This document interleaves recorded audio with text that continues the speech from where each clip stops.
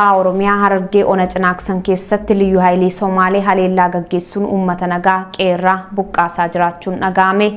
Daangaa Oromiyaarraa lola qindaa'aa naannolee Oromiyaa daangeessanii ijaaruun PP'n taasisaa jiru jabaachuun ba'a Oromiyaa Harargee ba'a aanaa Cinaaqsan keessatti waraanni Somaalee haleellaa banuudhaan miidhaa guddaa uummata Oromoorraan ga'uuf hawaasa nagaa qeerraa buqqaasaa akka jirutu gabaafame. Gabaasni arganne akka ibsetti poolisoonni humna addaa mootummaa naannoo Somaalee daangaa Oromiyaa ce'uun ba'a Harargee ona Cinaaqsan irratti haleellaa taasisaniin uummata Oromoo buqqisaa jiraachuu ifoomseera.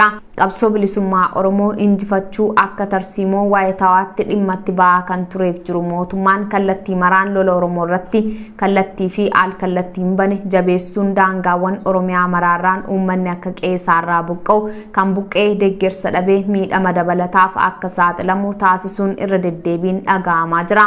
Amma saalli kun hammaachuusaa kan ibsu odeessi Harargee ba'aa kun ona Cinaaqsan irratti poolisoota humna addaa mootummaa Somaaleetiin lolli jabaan gaggeeffamaa jiraachuutu eerame. Lolli poolisoota kanaan uummata Oromoo irratti taasifamaa jiru kunis torban tokko ol kan lakkoofsiseef lolichis akkaan jabaachaa kan jiru ta'uunis himameera. Lolli kun ona Cinaaqsan keessa araddaalee akka Marar, Tulluu Guleed, Guccaacalee, Makkanniisaa Oromoo, Hosaalee fi Dambaalee, Ambaarroo, Biyyoo Gololchaa, Irreessaa Daawwee, Turqeelloo fi Daarimoo jedhaman keessatti jabaatee adeemsifamaa kan jiru yoo ta'u uummanni Oromoo naannichaas lola kanaan qe'ee fi qabeenya isaaniirraa buqqa'aa kan jiran ta'uun gabaasameera. Uummanni Oromoo addunyaa maraa keessa jiru waan qabuuf danda'uun cina dhaabbachuu akka qabu waamicha kan dabarfatan hawaasni Oromoo kunneen rakkoo irra ga'aa jiru kan sabatti dhufe ta'uu hubatee qoodarraa eegamu ba'achuun sagalee ta'uu fi akka qabus dhaammatan lola meeshaa gurguddaa fayyadamuun taasifamaa jiru waan ta'eef uummanni qolachuuf kan rakkate ta'uunis himameera. Giddugala Oromiyaa aanaa Ambootti tibbana manni qonnaan bultoota Oromoo murna biltsiginnaan gubataa jira. Giddugala Oromiyaa lixa shaggar aanaa Ambootti caasaaleef dabballee mootummaa waraana uummatatti bobbaasuun manneen qonnaan bultootaa hedduu abiddaan barbadeessanii qabeenyaa hedduu mancaasuu gabaasaaleen arganne foomsaniiru. Tarsiimoo waraana mootummaa Itoophiyaa caasaalee biltsiginnaa ta'ee waggoota 4 as hojiirra kan oolfame manneen qonnaan bulaa gubuu fi qabeenyaa uummataa barbadeessuun itti hammaachuun ammallee qabeenya hawaasaa akka manca'u taasifamaa jira. Odeeffannoo arganne akka heeretti kamisa darbe jechuun amajjii 12 lixa shaggar aanaa Amboo ganda Goommoo Saasaxoo bakkeewwan akka Caancoo, Qillooftaa fi Usuqiitti mana uummata nagaa Oromoo 11 abiddaan barbadeessuun midhaan gosa adda addaa kuntaala 75 fi loon 13 ol caasaaleen biltsiginnaa saamuun dhaga'ameera. Keelloon kan odeeffateen ganda Goommoo Saasaxootti humnoonni saamichaa kun wal ijaaruun aanaa ilfataatti ba'uun ganama suubiin uummata irratti erga dhukaasa bananii ganda kanatti seenuun sakattaa eegalan. Sanaa booda manneen uummataa hedduu cabsanii seenuun saamanii fudhatanii kan balleessaniiru jedhan qotee bultoota manni isaanii cabsamee seename keessaa kan namoota 9 midhaanii fi qabeenyaa mana keessaa erga saamanii manneen abiddaan gugguban. Namoota haala kanaan manni isaanii jalaa gubate keessaa maatiin obbo Margaa Leellisaa maanguddoo biyyaaf maatii 10 kan jiraachisan yoo ta'u mana 3 jalaa gubuun fardeen 3 fi midhaan keeshaa 20 jalaa saamaniiru. Ilmaan obbo Margaa obbo Hayilee Margaa maatii 5 kan jiraachisu obbo Fayisaa Margaa maatii 2 kan jiraachisu obbo Qabataa Margaa maatii 6 kan jiraachisuuf obbo Fayyeeraa Margaa maatii 3 kan jiraachisu jalaa mana abiddaan gubaniiru. Obbo Qabataa Margaa jalaas hoolota akkasumas obbo Fayyeeraa Margaa jalaa midhaan hedduu jalaa saamuu himameera. Kana malees maanguddoo biyyaa ganna 70 obbo Baayisaa Ulgeessaa jalaa mana tokko gubuun midhaan keeshaa 15 yoo saaman isaan dabalatee maatii 15 nyaataaf da'oo malee hambisaniiru. Obbo Fayisaa Baayisaa jalaa mana tokko gubuun midhaan keeshaa 5 yoo saaman maatii 4 da'oo fi nyaata malee hambisan. Miidhaawwan kana hundaa uummatarraan kan ga'an caasaaleen mootummaa PP kaabineef kaadireesaa akkasuma milishoota dabalatee dabballeen sirnichaa hundi kan irratti hirmaatan ta'uun gabaafameera. Haala akkaan ulfaataa kanaan uummata kan miidhanii fi maqaa waboo deeggartan jedhuun ta'us gabaasaaleen arganne kun mirkaneessaniiru. Kibba Oromiyaa godina Gujii Ba'aa magaalaa Nagallee keessatti dargaggoon Oromoo nagaa waraana PP'n ajjeefame. yeroo Oromiyaa kutaalee hundaa keessatti waraanni bobbaafamee uummanni nagaan dhumaa jiru kanatti guutummaan Oromiyaa goolama hamaa keessatti kuftee jiraachuu kan ibsu gabaasaaleen argataa jirru. Namoonni nagaan bakkeewwan hedduutti ajjeefamuun daran hammaachuun himameera. Lola woboo waliin itti jiru hinjifachuun kan itti ulfaate mootummaan Itoophiyaa namoota nagaa da'oo taataniif jechuun ajjeesuu tooftaa waraanaa taasisuudhaan lubbuu hawaasa nagaa hedduu dhabamsiisaa jiraachuu gabaasaaleen nu qaqqaban ni agarsiisu.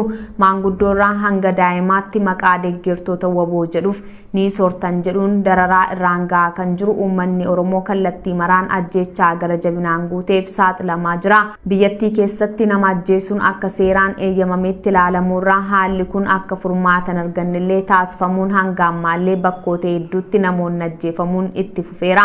Akka kanaan odeeffannoo keelloo miidiyaan kibba Oromiyaarraa argate kaneereen gidduu kana godina Gujii Bahaa magaalaa Nagallee keessatti waraanni murna biltsiginnaa dargaggoo Biiniyaam Kabbada jedhamu badii tokko malee rasaasaan ajjeesuun himameera. Akkuma kutaalee Oromiyaa biroo keessatti adeemaa jiru ajjeechaan waraana mootummaan uummatarra qaqqabu kun sababaa gahaa tokko malee badii tokkoon alatti ajjeefamuun himameera. Jaarmiyaan mirga namoomaaf falman Human Rights Watch gabaasa torban darbee qindeessee rakkoo Oromiyaa keessaa irratti ajjeechaan namoota nagaarra qaqqabaa akka jiru cimsee balaaleffachuun ibsa isaan hubachiisee ture. Yakki ajjeechaa akka dhaabbatu irra deddeebiin gaafatamullee daranuu babal'atee itti fufee jira.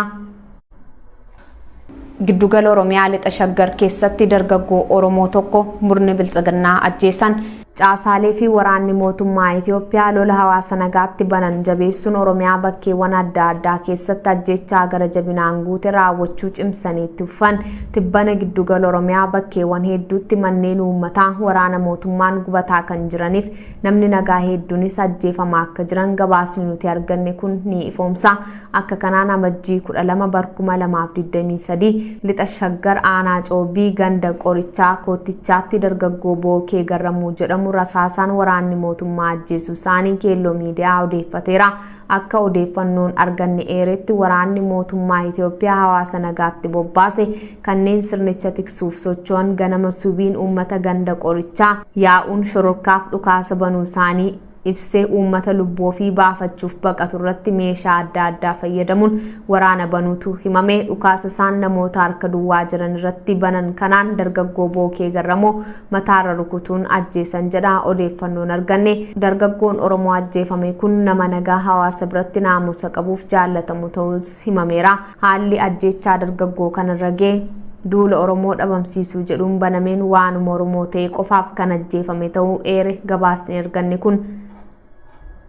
Kibba Oromiyaa godina Gujii lixaa keessatti waraanni biltsiginnaa manneen jiraattota Oromoo abiddaan barbadeessan.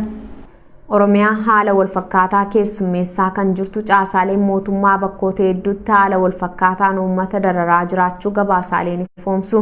Ajjeechaa saamichaaf manneen ilmaan Oromoo gubee mancaasuu jabeessee jira. Haala fakkaataa kanaan godina Gujii lixaa aanaa Galaanaa ganda Waaccuu Ilaalchaa keessatti mana jiraattotaa ibiddaan barbadeessuun himameera. Gocha waraana PP kanaanis manneetiin uummataa guutummaatti gubatanii kan barbadaa'an yoo ta'u namoonni baay'een qe'ee fi qabeenyaa isaanii irraa ari'atamaa jiru.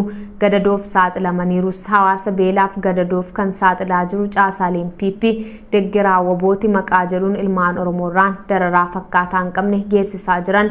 Odeeffannoo kibba Oromiyaa irraa arganne kanaan kanneen qe'ee fi qabeenyaa isaanii jalaa gubate Gizaachoo Solomoon Girmaa Edemaa Milkeessaa Girmaa Abree Girmaa Diddaa Goobanaa Aragguu Mormaa Gannoo Gammadee Alamuu Odaa Biraanuu Jaarsoo Fiqiruu Dhaakoo Mijuulataa Gammadee Shookaa Mokonnin Wandimuu Dullachaa Qonyee Daani'eel Buxxaashuu Kifilee Jaarsoo Mokonnin Masfiinii fi Abdafree yoo ta'an mana jireenyaa isaanii dabalatee waan horatan guutummaatti dhabuun harka qullaafanii jiru. Manneen uummata nagaa abiddaan gubanii mancaasuu waraana PP waggoottan afuriyaas haala baratamaa hin taaneen adeemsifamaa jira. Roorroo fi dararaa gita hin qabneen kan Oromoo irra kallattii adda addaan gahaa jiru dhaabsisuuf uummanni Oromoo alaaf keessaa sagalee dhageessifachuu cimsee itti fufeera.